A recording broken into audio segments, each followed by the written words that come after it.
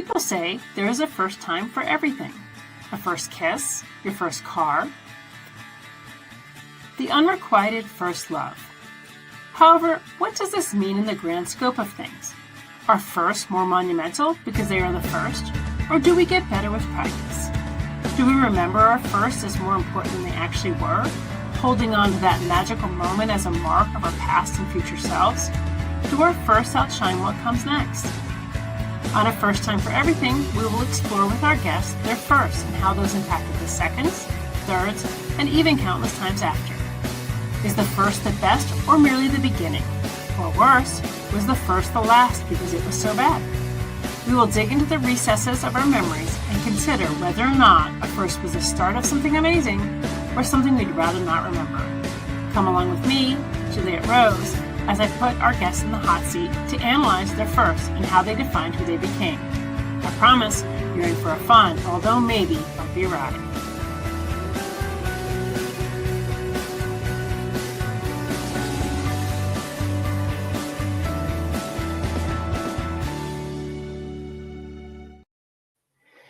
Good evening, everyone, and welcome to another episode of A First Time for Everything. Sorry for the delay in getting this started. Unfortunately, I totally botched it. I'm a little under the weather, and I totally hit the wrong thing. So we are running a little bit late, but we'll catch up. So tonight we're talking with M.A. Wall. And M.A., why don't you tell us a little bit about yourself? Hello. My actual name is Megs, and a lot of people call me Max as well. Either of those is perfectly fine with me. Hi, my name is Megan Max, and I have been writing science fiction for about 12 years. I've actually been writing it my entire life, but this is the first time that I've actually gone out of my way to publish one of my stories. And so it's really perfect that I'm on this podcast.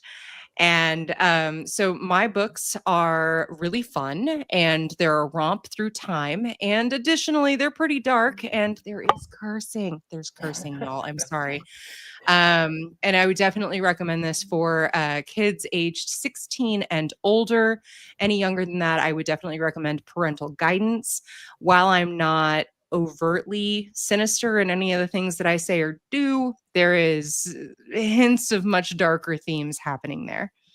So join me, if you will, over the next couple of years as I release a whole bunch of books that I've written over the last 20 years. And I'm going through and refining and actually releasing now. Very cool. Very cool. Well, I'm really interested. I was kind of excited to see that you wrote sci-fi. Yes. I'm a cross-genre author, so I write a little bit of everything, but I do also write sci-fi. And one thing I find is that it's still somewhat of a male-dominated field. Do you find that? And how do you then try to approach sci-fi differently, or how do you try to reflect, I guess, being a woman writing sci-fi when you do? So I'm so glad you asked this. This has been a crux of why it took me so long to publish, right? I've approached several very well-known authors in many different genres. I will not be naming names, but most of the males told me that I needed to break into romance first. And if I could own romance, that it would be a lot easier to push over to a different genre. To which I said, okay, I'll try to write a romance. The first romance I ever tried to write, I ended up killing off like one of the main characters. Like I killed off the romantic lead because I thought it was more interesting. So at the end of the day, I can read a romance, I can appreciate one, but writing one, do you really need more than 10 pages for that is my question. So, and I know that there are wonderful, wonderful romance authors out there. I'm not trying to denigrate them in any way, shape, or form. I think that what they do is phenomenal because you can take something like sex, which only lasts, 5 minutes, and turn it into something that's really nice and evocative and caring and stuff. So I am fully on board with that. I think it's amazing. Is it realistic? I also really love fantasy. I love to read fantasy. I cannot write it. So it boils down to I can appreciate every genre out there, but I cannot stick with only one. And that's just kind of a personal thing that I have. So the way I've kind of gotten around this, if you will, like people that are seeing the podcast, they're going to know I'm female. If you read my bio in the back, it's absolutely, there's no sex. There's no, oh, she blah, blah, blah, or he blah, blah. No. It's Wall did blah, blah, blah. And it's a picture of myself and my husband. So it's anybody's guess who actually wrote it.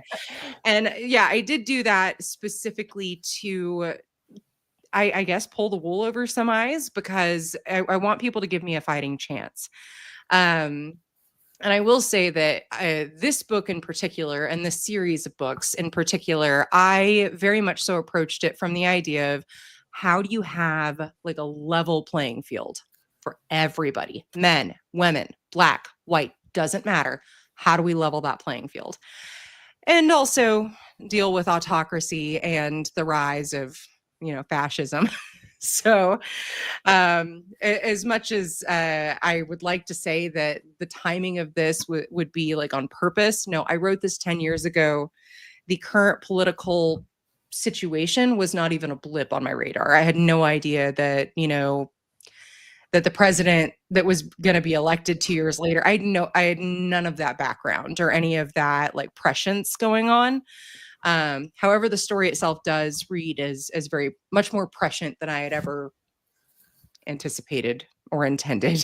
For sure. And I think sci-fi naturally kind of does that, because I think as a sci-fi writer, and I write sci-fi too, and I actually had a book out in October that is way too relevant. I'm just going to say this, that's sci-fi. And I, when I was writing it in my mind, I'm writing dystopian, not current day events, but it became current day events. And so I think that, sci-fi naturally kind of gravitates that way anyway. Yeah. So I think that when we're writing that, I think about Octavia Butler, who, wrote in the 60s, and she wrote, Parable of the Sower and Parable of the Talents, that is like really dead on to what's happening right now. Yes. And it was written, decades ago. So exactly. Yeah. Yeah. And it's amazing how, because these are themes, right? These aren't, the reason I wrote this series and I started this series was to kind of illustrate that it does not matter how perfect your society is. It doesn't matter if it's socialist, communist, Democrat, capitalist, republic. It does not matter.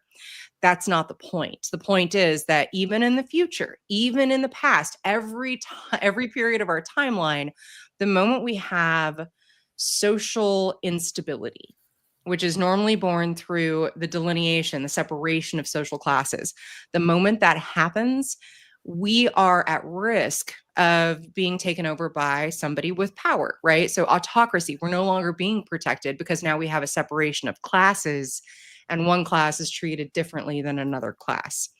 So whether that's better or worse, I actually flipped the roles a little bit in this one. I made the elite our slaves, right?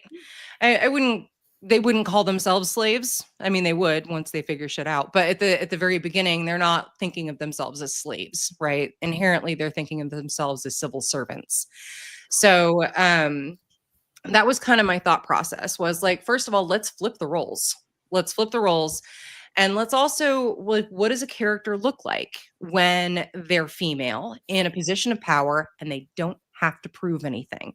They're not trying to prove anything. They're just doing their job. What does that look like? What does it look like when I have a male character that is afraid and nervous and feeling anxiety, and he's not worried about anybody calling him, oh, that's gay? Like, what do those guys look like? What does that future kind of look like? What kind of freedom does that give? And also, what kind of weakness does that expose? So, we fill the roles in our society for reasons. And whether we are aware of those reasons consciously or not, it's still there. It's ingrained that we all have to have like a role, or else we all kind of do what we're doing right now. And that's like, what am I doing? Where's this going? I don't understand what's going to happen tomorrow. And that is when you have those types of questions, that is when autocracy, and I use the word autocracy to kind of like mellow out the idea of fascism. Like, it just seems like a kinder way of putting it. Right. Have you read Brave New World? I have. Yeah. And we think about that, like where everybody in that story basically has roles and they accept them. That's just that's how life is. That's how they see it. Even though ultimately kind of same thing, they're all being controlled. Like they're all having to fill some role that ultimately, if they had freedom of choice, they may not fill. But I was thinking about that when you were saying that, and I found that really interesting too. Yes, yes. And again, like I absolutely love science fiction. Aldous Huxley, wonderful. Ray Bradbury, like, yes. I love him. Yep. Doing the millennial heart shape. Oh my God, I'm aging myself. I just love them. I felt that there were ways that they could have examined that more closely, but at the same time, it's kind of the same as I'm going to bring up Robert Jordan and the entire transition from books to screenplay and how you're never going to be able to take what's in a book and put it on a screen and make it work. It's just that's not the way it works. Your imagination is far more powerful than any AI is ever going to be. So just for sheer immersiveness.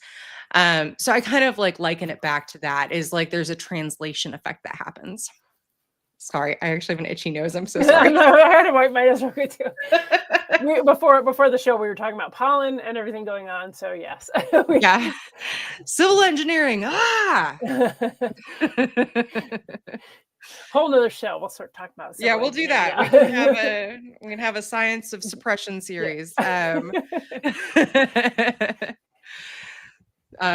yeah, I'm sorry. What was I talking about before? You were talking about Robert Jordan and then translating from book to screen. Yeah. Right. And that's the same as I don't even know where I was going with the entire overarching point. That's really helpful for everybody that's listening. I apologize. So at any rate, I think what I was probably trying to get at is that there is a translation that happens throughout everything, and I can still respect those things.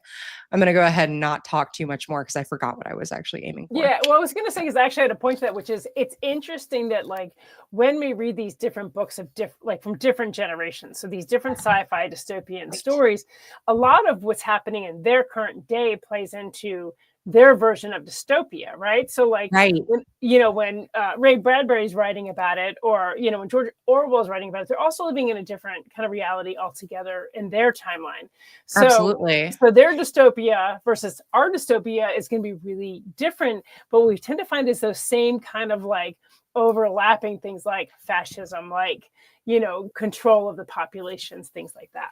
Absolutely. And what I love that about science fiction. And I love that so I do remember I was talking about with Robert Jordan, translation from Robert Jordan, who wrote his books in the 60s and 70s. And it was not okay to be gay or to have same-sex relationships. So he used terms like pillow friends, right? And then we have the translation into the actual show. And we have queer relationships. We have all these different dynamics. And that is because if you actually go into what Robert Jordan was attempting to convey, that's what he was attempting to convey in a lot of different ways. Did they go a little further than he would have? Yes. Would he be mad about it? I don't think so. His wife's like talking to them about the show. So I feel like she's doing things. But at any rate, so it is like, how do I couch things in such a way that it is digestible by the general public, but also will stand the test of time? And so, and one of my favorite authors, science fiction, is actually Mary Shelley. I really felt like she was the catalyst. She took science fiction from something that, the nerdy kids talk about in the corner, and really highlighted it because she wrote science fiction that's applicable to her time.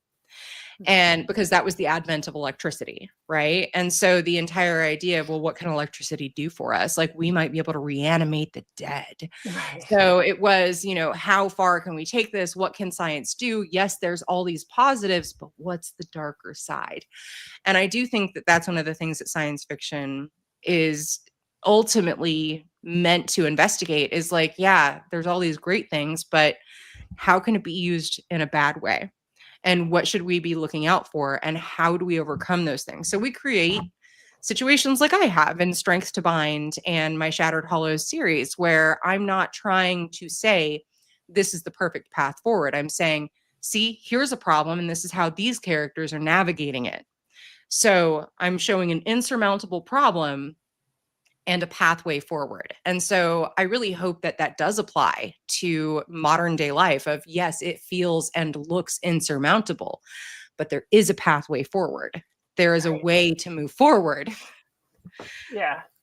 Well, it's funny because there's like a meme that goes around that shows a picture of like all of these different kind of like dystopian sci-fis, like The Handmaid's Tale and Parable of Sower and different ones. And it's like, these are not a handbook.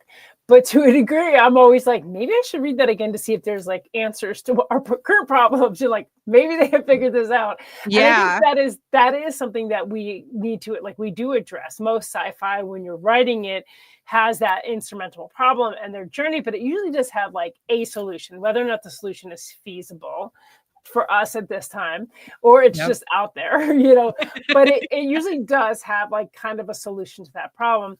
And it's interesting to think that if you write this story now and in 20 years, somebody reads it, did you happen to fall upon a solution to those problems? Right. And did you find, or did you just put something in your book that somebody somewhere in the future will just, oh, that gives me an idea, and totally tangential to your point, come up with something. And I think that that's so beautiful. I think that's perfect. I think that's literally what the entire realm of society is about, right? Is we're filling in the gaps for each other, and we need each other as a result. One of the things that my characters say all the time in my books is that nobody was meant to be alone. Period. We weren't meant to be alone, or else we wouldn't have been born. Right. We're meant to be in a society, and we're meant to be in a diverse society, and we're meant to have support and people around us that love us. And that's the entire purpose for having a society in general, is feeling cared for and having longevity. So at any rate, I do feel like that does all come back in my book. A lot of the things we've been talking about, I definitely investigate. And I certainly avoid things in my topics as well. So like, for instance, there's a breeding program that's a part of, this is 6,000 years in the future. So we do have human breeding programs. This is built on history, right? All of it is. We used to have human breeding programs for slaves. So it makes perfect sense to me that we would make that mistake again. Like, we're very good at remaking those mistakes. I did level the playing field on this by making sure that white people could be black and black people can be white. It all depends on radiation exposure. And the reason for that is because epigenetics are really fascinating to me, and really and truly, it's all about exposure.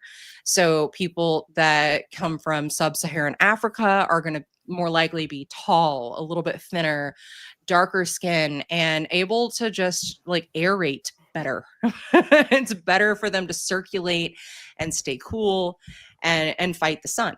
So we evolve slowly in those ways, but in the future, maybe we have given ourselves some special DNA markers so that happens a little bit more quickly. We don't need several generations. You just need a couple of hours of sun exposure, and these awesome little things in your DNA will protect you in the way that you need to be protected. And that was my way of leveling the playing field for racism. Because again, I wanted to level that playing field. We don't have to worry so much about misogyny. Is it there? Yeah, it's there. And we don't have to worry so much about racism. Is it there? Yeah, it's kind of there. But for the most part, the community and the actual population, if somebody's like, oh, but they're black, people are like, I don't understand the problem. Why is that an issue? Let them stay underground for a month or two and they'll be back to like super pasty. I don't see the problem. And so that was kind of my thought process, is we have used science to get rid of all of these other problems. We are still people. We're still human, and we are still going to have those exact same problems that we've always had. So yeah. Yeah, I think humans are just like to have, I mean, like, I think that humans as a species, we like to have problems. And I'm not saying we like to have the problems like what's going on, but I think that even if we had everything provided to us and everything was a level playing field, we will find something to bitch about. Absolutely. We'll find something to disagree about, like go to war over, because that just seems to be like, no matter what, it just eventually comes back around to that. There will always be somebody that just doesn't see things the way that you do. Right. And that's good. That's a good thing. I think you're absolutely right. There will always be something to bitch about. And that's all a matter of perspective. Right. It's less like I'm looking for something to bitch about. I think Americans in general, our culture is very much so just we're capitalist, right? You have to create a problem in order to sell a product. We're very just into that pattern. Globally speaking, I don't think it's quite like that. I think it's more along the lines of we just get hyped up about stuff. And whatever that may be, we're very strong and passionate beings, and we have a lot of depth and range to emotion. And when we're not allowed to express that, no matter what society we're in, when we're not allowed to just express the feelings that we're having, it causes weirdness to happen. And I would love to, like, of course, violence and stuff like that, but also just freaking weirdness. Like, people that are weird, they are suppressing themselves so much and is making them come off as awkward. Trust me. Yeah. Yes. Well, there's so many elements too, I think, of like ego and competitiveness. Like, humans are naturally competitive, and that does come from a level of survival. We are still an animal, still needing to survive. And then ego, there's going to always be that feeling of need to be on top, need to be in control. So I think that, no matter how we kind of alter DNA or we alter things, you're always going to fall back into that kind of same hierarchy. Humanness of like, well, no, I'm still smarter. I'm still this, whatever it is. You're going to find something. Yeah, I need to know where I am on the totem pole. Right. Where do I fit in to this? Yeah. What's my role? Right. And I do think that it's so. The thing that comes to mind for me is like when I first got my first dog, the Brittany Spaniel. He's amazing. His name is Bruce, and he's way too old, and I really hate how old he is. And one of the things that I was told when I went to the vet with this bird dog or this water dog, she's like, this is a dog that needs a job. He needs a role. And I was like, he's a dog. But it's true. The more jobs I give my dog to do, the better he feels. The better he behaves, the healthier he is. Like, he's been doing really well when I give him stuff to do. And I find that intriguing because I really think it translates well to humanity. Like, if we are doing something, we want to know that it's for a purpose. We want to know that it's actually doing something worthwhile. Otherwise, you should pay my ass. Right. Because I don't otherwise see a reason to do it. And that's what a job is. It's like, I wouldn't do this unless you gave me money to do it. So I've gone full circle with myself on that. I apologize. No. And I was going to say, Joe said this, but I don't know to what. So, hey, I resemble that remark. I mean, it could be any number of things. So let's just go with that. I don't even know. Well, yeah. And it's interesting because I had an Australian Shepherd, and I was told the same thing, because then my dog decided, since I wasn't giving it something to do, it was going to make up something to do, which was chasing my child around the backyard and nipping her ankles. So yes, and I think humans are the same. If we don't feel like we have a purpose, we will then find a purpose, even if it's not necessarily where we should be focusing our energy. So absolutely. Even if it's not something that is intrinsic to you, like, you'll find yourself doing shit. Like, I freaking took up gardening for like 2 months at one point because I didn't know. I just didn't know. I don't like gardening. I've never liked gardening. Do you see how pale I am? I live in Texas and I'm this pale, right? I don't like to be outside. I love the sun with 70 SPF. That's how I like the sun. So we put ourselves out there because we're like, oh, this thing, it makes everybody else happy. They say it's making them happy. Right. Let's try it. And no, you got to know yourself, because I definitely gave my husband a lot more projects than he anticipated at that time, because I was not going to keep those plants alive. Well, it's funny too, because during COVID, I was like, oh, I should garden. It's just a thing. Yeah. And then after I realized I spent at least $50 for one shriveled tomato, that I was really not doing my family any good. So I gave it up. Absolutely. Yeah. Absolutely. That's literally the way I feel. I'm like, that was a lot of time and effort and money for not a lot of payoff. Right. Yeah. I'm not good at it. Yeah, it's not. It's just something, like, some people are good at it. And it really comes down to, do you enjoy the thing you're doing? Right. And if you don't, then why are you doing it, bro? Right. So I'm a yoga instructor. I haven't taught since my daughter was born. My daughter was born. I had a really terrible time with her. Just was very anemic. So I had a really severe recovery time. And then after that, like, work has been dominating. And also I'm publishing books. And so I've kind of changed that. But yoga, getting back to that. Oh my goodness. What the hell was I going to say about yoga? Juliet, I'm doing real bad today. Well, we were talking about if you don't like doing something, why are you doing it? And then you said, I'm a yoga instructor. Yes. I do love to teach yoga. There's a song I will always play when I am teaching, and it's called Vacation by the by the Dirty Heads. And it's, hey, hey, hey, I'm on vacation every single day because I love my occupation. If you don't like your life, then you should go and change it. And can't play that every single time you teach a yoga class and not live up to that. So I will say that I gotta send a message to the Dirty Heads at one point and be like, hey, y'all. I probably owe you royalties or something.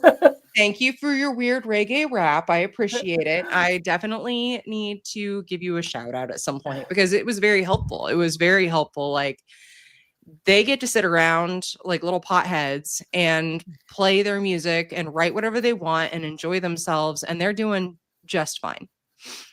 And it's like, you know what? You can make it doing things that maybe other people wouldn't say you should do. Like, I should be writing romance right now, but there's not enough blood. There's not enough war. There's not enough politics. There's not enough intrigue and mystery in a romance novel for me to write.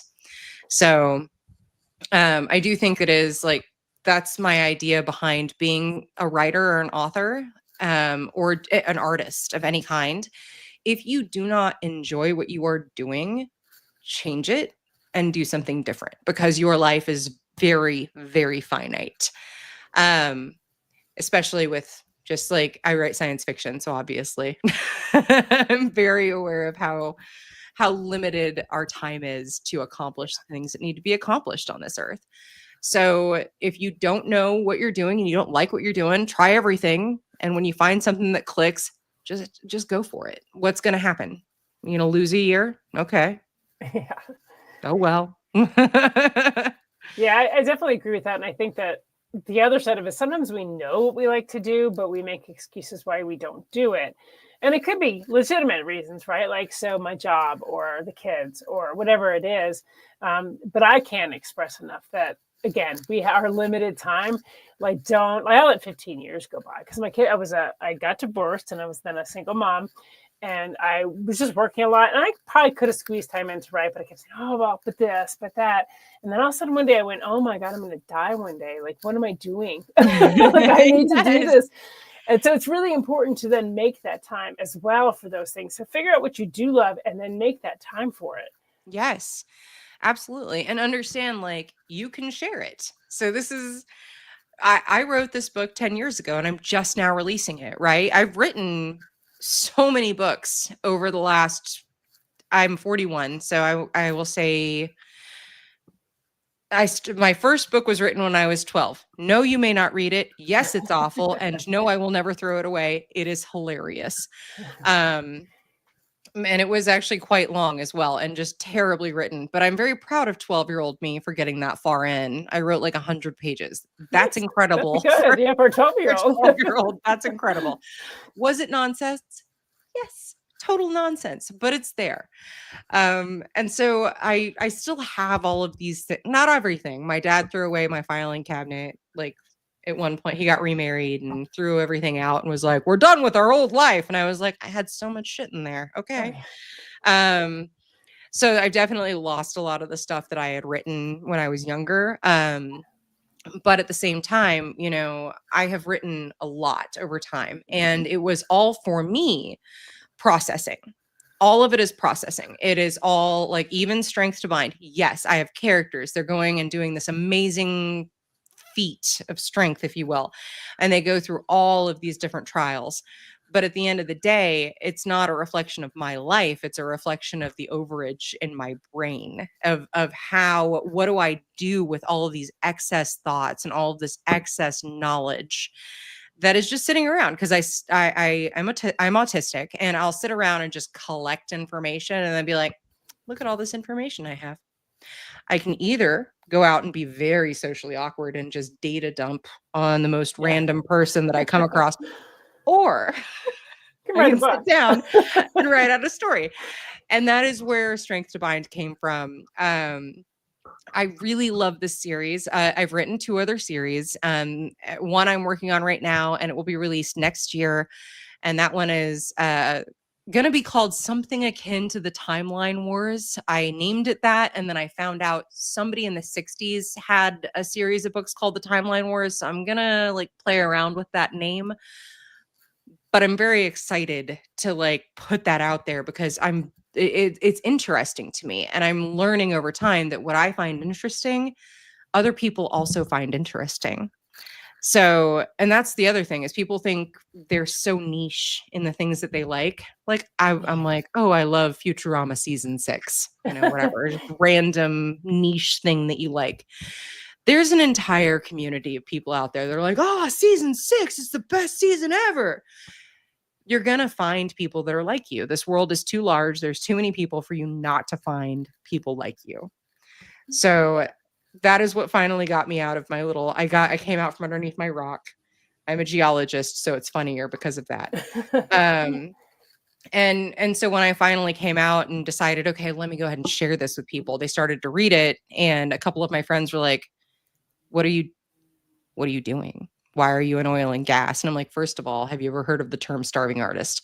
And second of all, I was scared because I had been told over and over and over again, women don't belong in science fiction. Women don't go in, like if you're in fantasy, it's romantic fantasy, right? Yeah. There's definitely romance in these books. There is, but it is plot appropriate. It's plot specific. It is for the plot. So at any rate, I was going to say too, Joe just asked, did it have a cover? I think he's referring to your 12-year-old manuscript. No. No, it didn't have a cover. It did not have a cover. It did have a title, and what was the title? The title. We all want to know. I don't even know why I entitled it this way, because literally it has nothing to do with what I actually wrote about. So I was being, flamboyant in my abilities and my age, but it was skeletal menu. No idea why. I'm not going to sit here and pretend like I do not remember why I was like, this is the right name for this. But I will state that is something that has stayed with me over time. Like if you read the titles that I have for these chapters, to me, I'm like, this makes sense. It reminds me of what happens in this chapter. And I just never went back and changed the chapter titles because Michael was reading and he was like, these are amazing because they're kind of random. Like one of the title chapters for, I think it's book 3. It's like, holy shit, did we make it? And it's just like, we survived. That's like the title chapter. It's like, I can't believe this actually happened. So, and that's the way I like to do my titling. And I'm not as traditional in a lot of ways. I wish I could say I'm as cool as like Frank Herbert, like writing Dune, where he was like, F grammar, and he made it all look beautiful and pretty. I'm not that good. Maybe someday I can be that cavalier, but we'll see. Let's see. So said, I wouldn't say flamboyant more than saying you were being 12. Yeah, I mean, I also carried a manuscript around in my backpack that I was very ridiculous about. Oh yeah. Would you like to read my manuscript? Yeah, I can't. I'm writing my manuscript. Oh yes. I was going to sit by myself at lunchtime to write my manuscript. You need to watch out, Rebecca. I'll make you the bad guy. That's right. That's me. One day I'm going to be rich and famous, and you're going to wish you treated me better. Yeah, totally. One day you're going to want to be on my podcast, Patricia. Yeah, that was fun. I love to think that we all had one good and one bad Patricia in our lives. Like I think that there's always a good and a bad Patricia. Like, I don't know why that is. And this is something I've actually I think for me, it mentioned was before. Jennifer. I'm going to say that like it was Jennifer's. Oh my God. Oh my God. I have so many Jennifers in my life. It is not even funny. I have I stopped even putting the name Jennifer in my phone. There's 20. Oh my gosh. And that's not even the worst. Worse is Jessica. The name Jessica was so popular in the 80s. Yeah. I don't even know. Like, half the time I see a woman and I'm like, Jessica, just as a guess. I'm like, probably right. I'm probably close to the right answer there. That's funny. Oh my gosh. Yeah, absolutely. Well, it's interesting you were saying, that you're autistic. And so like I recently, and actually this show helped me come to that because I realized how much I stim in the show when I'm listening. Now, when I'm talking, I'm usually better. But when I'm listening, I was like, I have these really weird tics. And I was kind of looking at it. And then someone shared like a video of different stimming. And I was like, holy shit, that's me. And so then I'm talking to my adult daughter and she's like, yeah, mom, you're autistic. Like, I know that. And I was like, I better. And so I took some assessments. And so when have you always known that? Or is this also something you figured out way too late in life? Yeah, well, this is new. I actually, I found out, when was my diagnosis? It was last year in September, I think, August. I can't even remember. It was last year sometime. So my daughter, she's 3 and, or she's about to be 3 and she's nonverbal and she looks just like me. She acts just like me. She can't talk and yet she still wins every argument in the house. So she's doing fine. But she's not talking. So I had this moment where I was like, isn't autism genetic? So it's difficult to get your children. I'm in Texas. It's difficult to get them on a waiting list, get them evaluated, all these other things. But if you have family history, that helps. That helps a lot in getting the services that you need. I went to my family and they were like, we're not autistic. And I was like, okay. Yeah, you are. Mm-hmm. All right. What's your hobby again? Once you see it, you see it. Once you see it, like all these doctors in my family, and they're like, we're not autistic. We're just really smart. I'm like, that's okay to be the same. It's two. You can have 2 things in one brain. It's a thing. So they weren't willing to really divulge so much. And I wasn't really willing to push too hard. So I just went and paid out of pocket. Let's not speak of that. But I went and paid out of pocket and I got the assessment. And the assessment is really geared towards younger people, like kids. So it was the at-home assessment, which was honest to goodness the funniest. Because I had to do my at-home assessment. My husband had to do his at-home assessment. And I had told him right before starting this thing, I was like, by the way, I think you're ADD. He filled out his version and lost it immediately.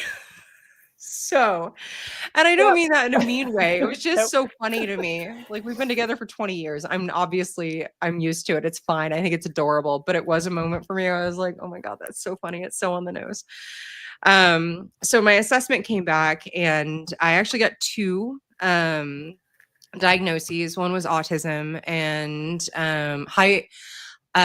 low needs autism and social anxiety. So, which I was like, no shit, Sherlock. You just described me too. No freaking way. It's cool. I hardly ever drink. I didn't get an Arizona hard tea just so I could have an interview with somebody online. It's fine. So at any rate, like that was very funny to me when they were like, you're autistic. And I was like, shit. And they were like, and you also have social anxiety. And I was like, okay, yeah, duh.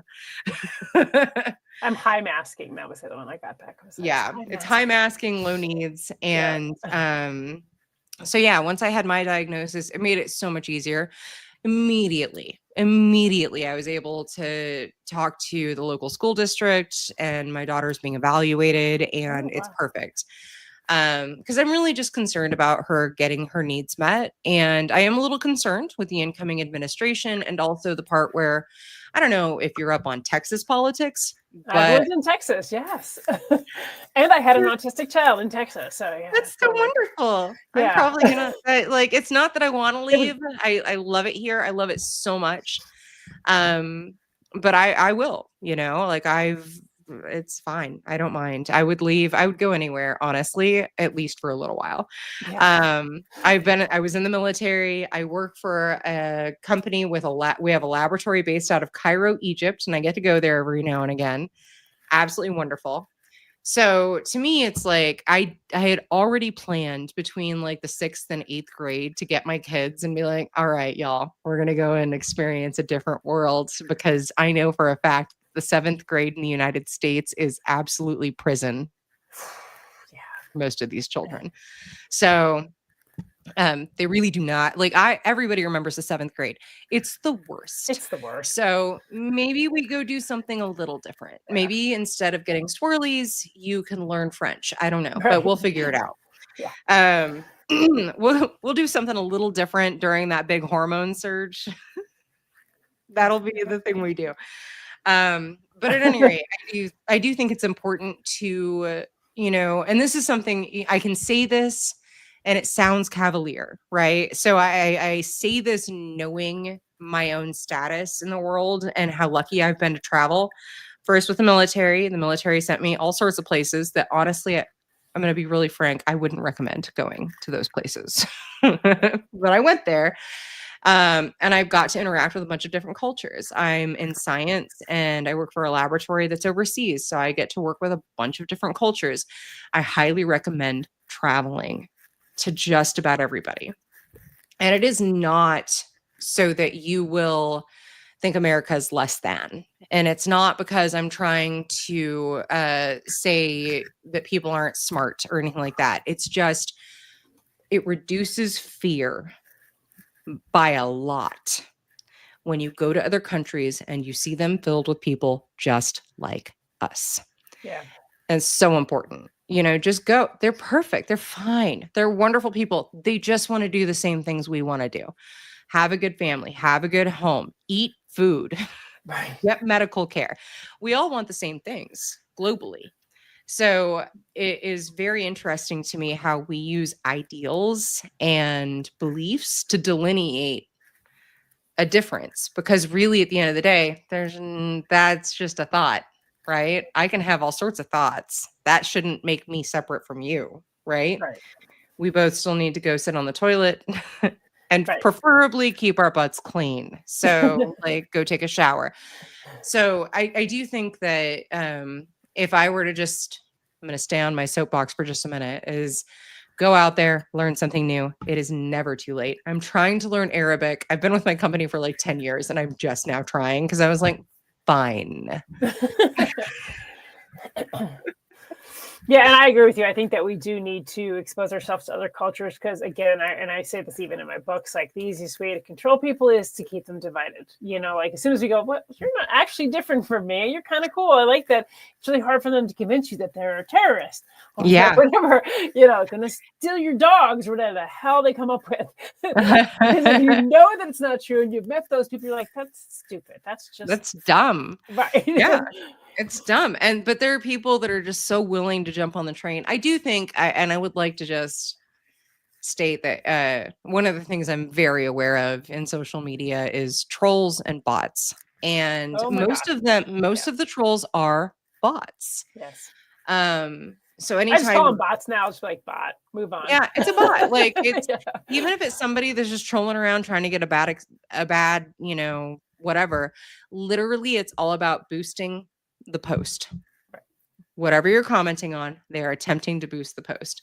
And if it pisses you off and makes you respond, you're boosting the post, bro. Attention. 100 people, 1,000 people get pissed off, then they're boosting the post. Exactly. Attention is power. We should all have understood that by now. If people are paying attention to you, you are gaining power. We know this like just on the TikTok side of things, right? The more views you get, the more money you make, the more you sell. So, and that's a very capitalist way of looking at things, but it's also like Americans took over TikTok pretty quick because capitalism be like that. Yeah.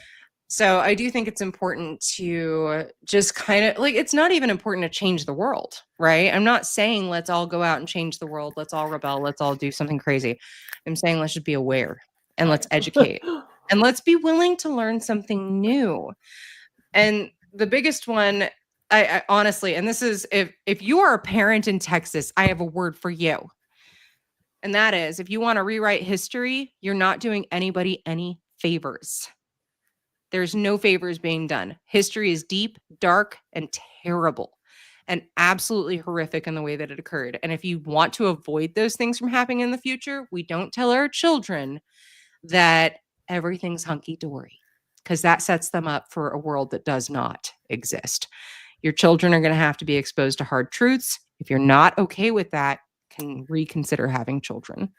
Yeah. So, I mean, they're going to deal with it. I mean, what's going on right now. And the fact is, like, I mean, sometimes I have to actually get off social media or get off the news because I'm like, just the amount of what we're getting bombarded with is, and for I think of a child's mind. I think about, like, I work, I'm a librarian now, and I see these little kids walking. I thought, man, like the amount of stuff that their little brains are going to get bombarded with. yeah. You know? Absolutely. Yeah, I'm very, very big on not controlling what my son is exposed to. I'm just watchful for the ideas of indoctrination, right? And so for the most part, it's like anything that gets in the way of the development of his critical thinking skills, that's where it's like, let's go play this other game instead. Yeah. So one, for example, I saw him playing it the other day and I was like, I deleted it almost immediately. And it was like a menial task thing where, and you're getting a dopamine hit every time it was like a pastry thing. So he's like, go make the pastry perfectly and then go deliver it to the person and then collect the money and put it in the till. And then you can expand the business. And then you do the same thing over and over again. And I'm sitting there being like, no, this is wonderful practice for working menial tasks. Exactly. Wonderful practice for that. However, it does not cultivate question, right? Right. So I'm sitting there asking him questions like, well, why do you have to expand? Do you have enough customers to do that? My son is 4. I should probably calm down a little bit. So I just went ahead and was like, you know what? We'll talk about this next year. Yeah. Maybe he's very advanced, and it's very unfortunate for me how advanced he is because I don't realize it until I say some shit. And then my son is like, have they tried isotopes? And I'm like, what did you just say to me? Yeah, once you start going down the rabbit hole of recognition of why things are the way that they are, it's kind of hard to stop. It's so hard. It's so hard. Yeah, and you want people to have fun. You don't want to really drain the fun out of everything. Like, we're not trying to be those people. It's just more like, just be conscious and self-aware about the things that are happening. And so I will say in my books, I'm very adamant about just knowledge. You cannot know the way forward until you know all the facts, right? So it's very easy to draw conclusions from what you're being told. Very easy. It's also really easy, if you try, to question what you're being told and say, that doesn't seem right. I feel like I'm being lied to a little bit here. This seems misleading. Yeah. And I do hope that that's something that comes across. I didn't try to like chisel that too hard into people with this book. I want them to enjoy the book. Yeah. The book is these books to me are kind of my love letter to humanity, right? There are things about humanity that make us absolutely amazing and phenomenal. It's the things that are inhuman that make us less phenomenal. And it's because we're not practicing our humanity, the thing that makes us the top tier predator, the top tier everything on this planet. If we're not honoring the parts of us that are better, compassion, empathy, the ability to look towards a goal that is good for everyone. If we're going to look past all of that, then really and truly, there's not a lot that's going to happen for us, right? The needs of the many supporting one has historically been a failure, right? Yeah. Well, it's interesting too, because like for me, one of my kind of rules of thumb is if I'm being shown something that elicits a kind of an excessive emotional response. Yes. The first thing is to say, research. Why am I being shown this? Is it true? You then do the research. Sometimes it's important, like you might be being shown genocide in another country, and it's important to have that emotional response. But do the research and say, okay, let me find factual things. And I think, unfortunately, a lot of people aren't going that next step to say, I'm feeling this. Obviously, they're making me feel this. Why do they want me to feel this? Yes, exactly. I'm so upset right now. Who is benefiting from that? Because it's certainly not you, right? Like if I'm upset, there's no benefit to me. The only benefit to me is, well, it's going to be a little bit harder to sleep tonight. And that was already going to be a problem. Yeah. So who does it benefit? And that's the capitalist mindset, right? Is like, there's a problem. I can buy a thing. It will solve the problem. Right. Very, very normal for us. It's been normalized since the Industrial Revolution. I don't see that changing anytime soon. Well, actually, I do see it changing soon because I literally don't know what the hell is going to happen, which is exciting and terrifying. Eventually, we'll have no money to buy the things that make us feel better. Obviously, yes. Well, there are ways to. I will go ahead and just drop this bomb. I'm sure that there are followers that you have and people watching the podcast that have TikToks and the Red Note, the Chinese app Red Note. You can buy direct from manufacturers, and this is something I've known for a really long time. I do apologize for not telling the entire world about it. I just didn't want anybody to come at me. But you can go direct to manufacturers and get very, very nice things. Louis Vuitton purses, for example. Back in the day when I gave a shit, which I just don't, but back in the day when I gave any kind of crap, I literally found the manufacturer of Louis Vuitton and I bought 3 purses for $120, and they were legitimate Louis Vuitton.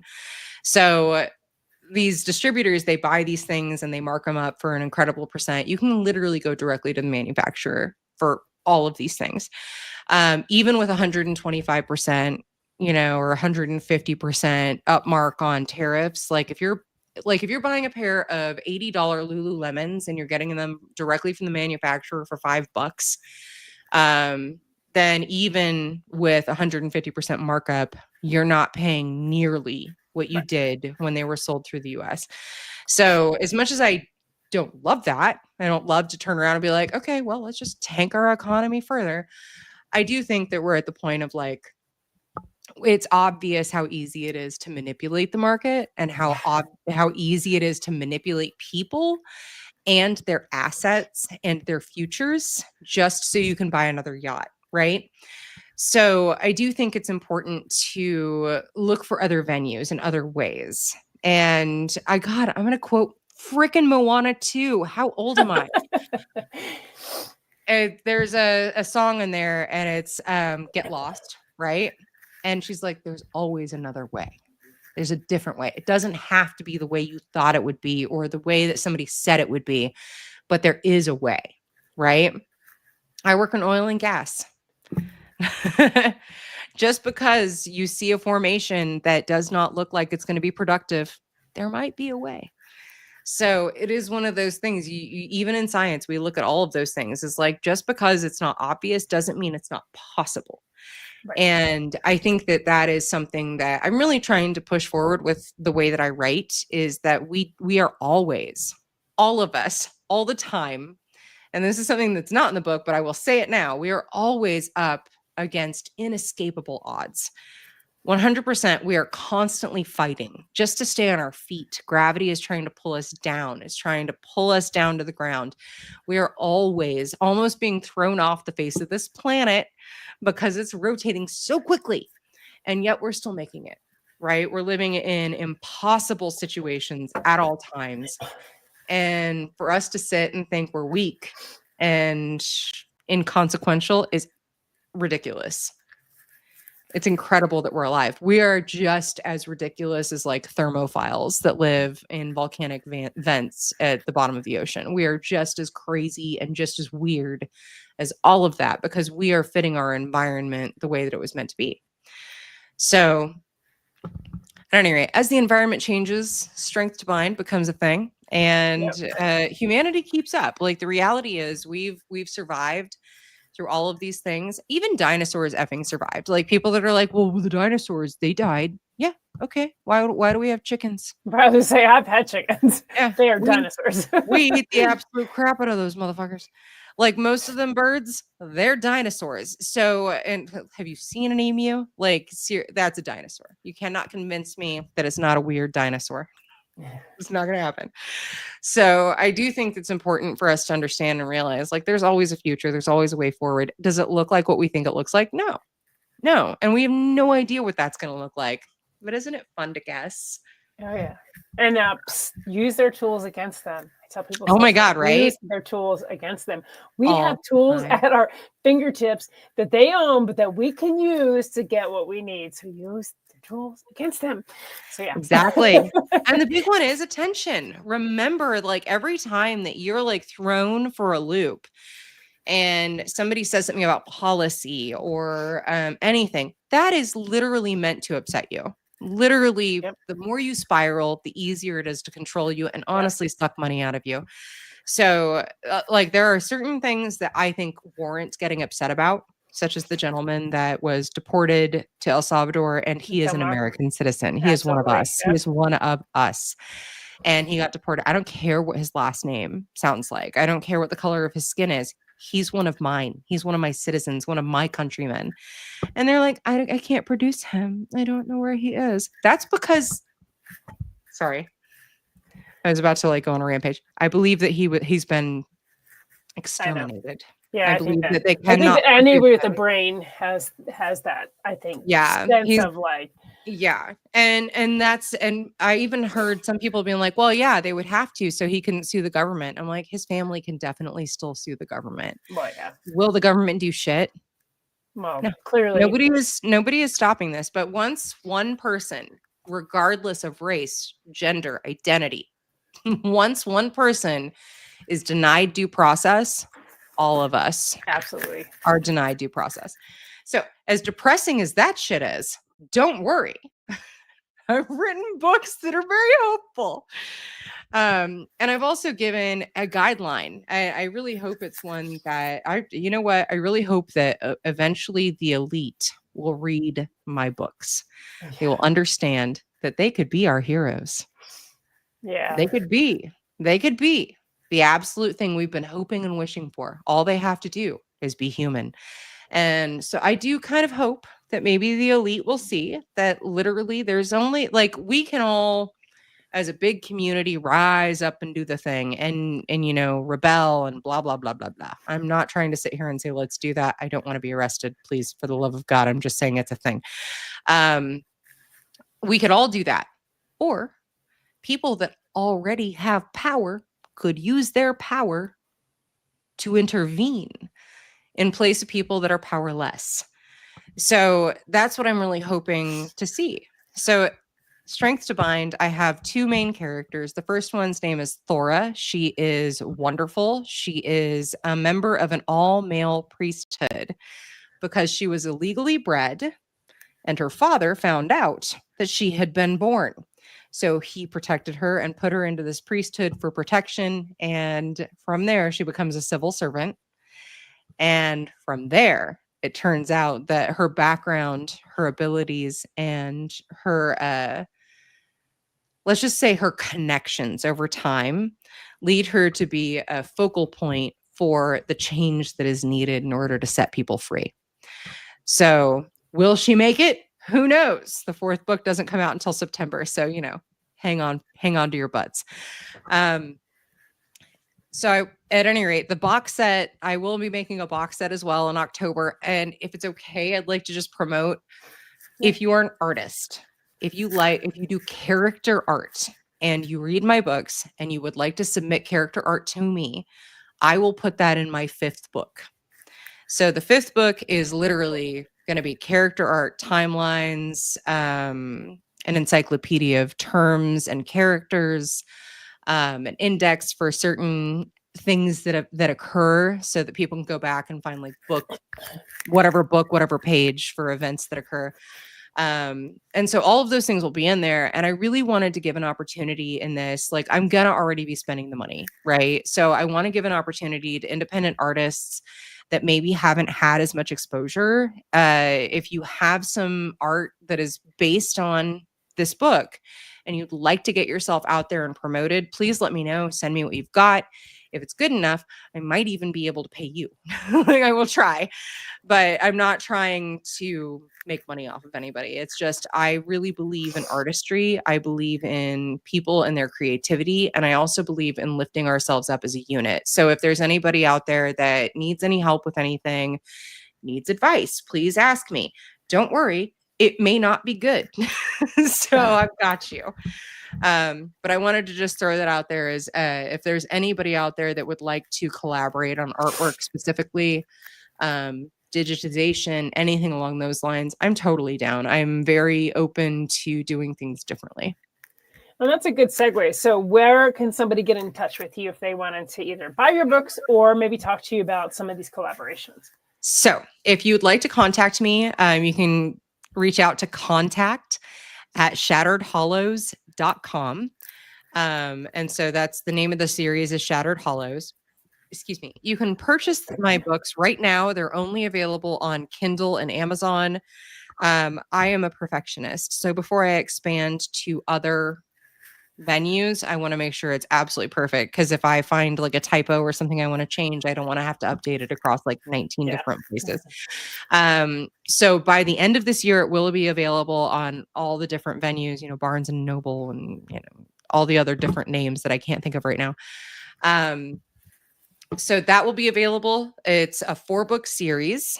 There's gore, there is some sex, not a ton of it, but there's sex, politics, definitely politics, and 1000% espionage and mystery involved there as well.